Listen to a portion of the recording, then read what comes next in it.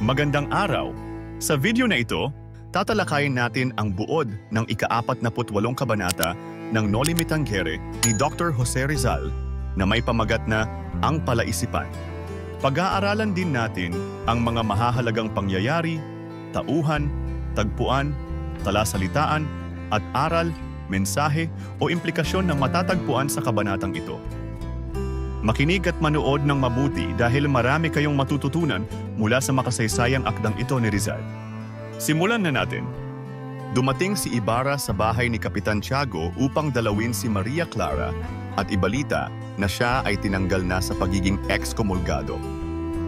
Ipinakita niya ang sulat na nagpapatunay nito kay Tia Isabel na labis na natuwa para kay Ibarra. Ngunit sa pagpunta ni Ibarra sa balkon, nakita niya sina Maria Clara at Linares na magkasama at nag-aayos ng bulaklak. Nagulat si Linares samantalang namutla naman si Maria Clara.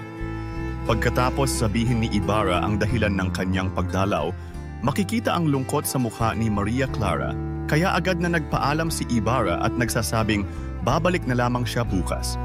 Habang naglalakad, dumaan si Ibarra sa ipinapagawang paaralan at sinabihan ang mga tao na wala na silang dapat ipangamba dahil tinanggap na siya muli ng simbahan. Sinabi ni Nol Juan na hindi naman mahalaga sa kanila ang excommunication ni Ibarra dahil lahat sila ay excomulgado rin. Nakita ni Ibarra si Elias na nagkakarga ng bato at mukhang may nais itong sabihin sa kanya. Inutusan niya si Nol Juan na ibibigay sa kanya ang talaan ng mga obrero. Nagmungkahi si Elias na mamangka sila ni Ibarra sa lawa upang mapag-usapan ang isang mahalagang bagay. Dumating si Nol Juan na may daladalang listahan ngunit wala roon ang pangalan ni Elias. Dumako naman tayo sa mga mahahalagang pangyayari sa kabanatang ito. Dumalaw si Ibarra kay Maria Clara upang ibalita na siya ay tinanggal na sa pagiging ex-komulgado. Ngunit nagkaroon ng masalimuot na damdamin nang makita niyang magkasama sina Maria Clara at Linares sa balkon habang nag-aayos ng mga bulaklak. Ang eksena ay nagdulot ng pag-aalala at kalungkutan kay Ibarra.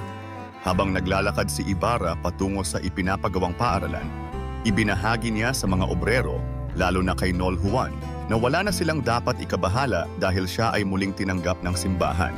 Ipinahayag naman ni Nol Juan na ang pagiging ex-komulgado ni Ibarra ay hindi mahalaga sa kanila dahil lahat sila ay itinuturing ding mga ex-komulgado. Nakita ni Ibarra si Elias na nagkakarga ng bato at napansin niyang may nais itong sabihin. Dahil dito, nagmungkahi si Elias na mag-usap sila habang namamangka sa lawa na tinanggap naman ni Ibarra.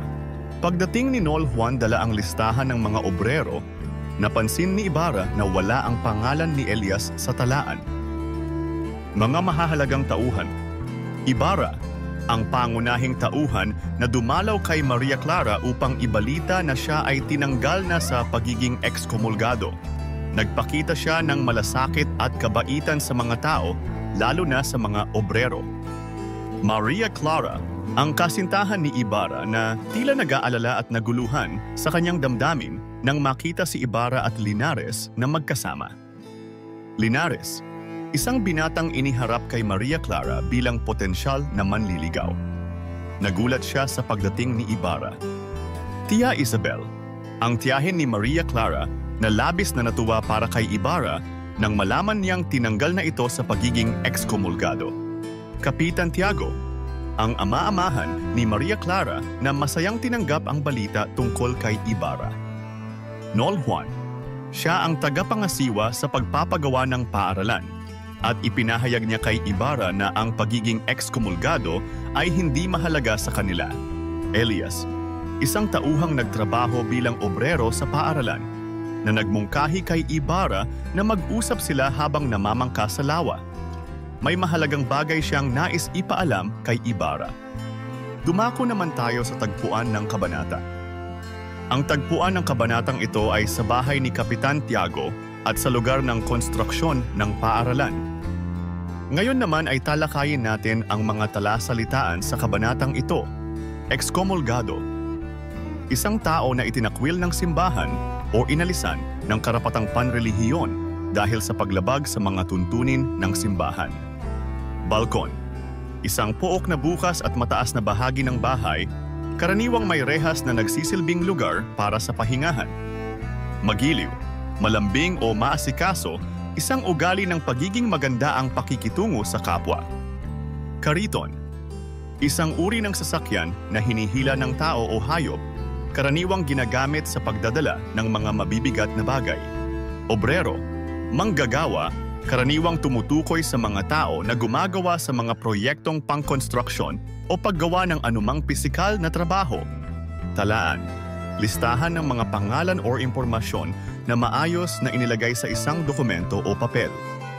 Namutla, pagiging maputla ng mukha karaniwang dahil sa takot, pagkabigla o pagkakasakit. Nagmungkahi, pagbibigay ng suhestyon o ideya para sa isang aksyon o plano. Pag-aalala, isang damdamin ng pagkabalisa o takot sa isang sitwasyon o posibilidad. Talinghaga, isang metaporikal o simbolikong pahayag na madalas may malalim na kahulugan na lampas sa literal na pagpapakahulugan. At ngayon ay alamin naman natin ang ilan sa mga aral, mensahe o implikasyon na ipinakita sa nobela. Ang kabanata ay nagpapakita ng komplikasyon ng mga relasyon at damdamin, lalo na kapag may iba't ibang interes na naglalaban, tulad ng sa pagitan nina Ibarra, Maria Clara at Linares. Ipinapakita rin dito ang kahalagahan ng komunikasyon at tamang pagpapahayag ng damdamin upang maiwasan ang hindi pagkakaintindihan at maling akala. Ang pagiging bukas ni Ibarra sa pag-uusap at pag-unawa sa mga tao, tulad ng kanyang pakikipag-usap kay Elias, ay nagpapakita ng kahalagahan ng pakikinig sa opinyon at hinaing ng iba. Ang pagkakaroon ng masalimuot na damdamin ni Maria Clara ay nagpapakita ng epekto ng mga sitwasyong nakakasakit o nagiging sanhi ng pagkalito sa ating mga desisyon at pagkilos. Ang kabanata ay naglalarawan ng kahalagahan ng pagpapatawad at pagtanggap, hindi lamang mula sa simbahan kundi pati na rin mula sa mga tao sa paligid, upang magpatuloy sa mas maayos na buhay.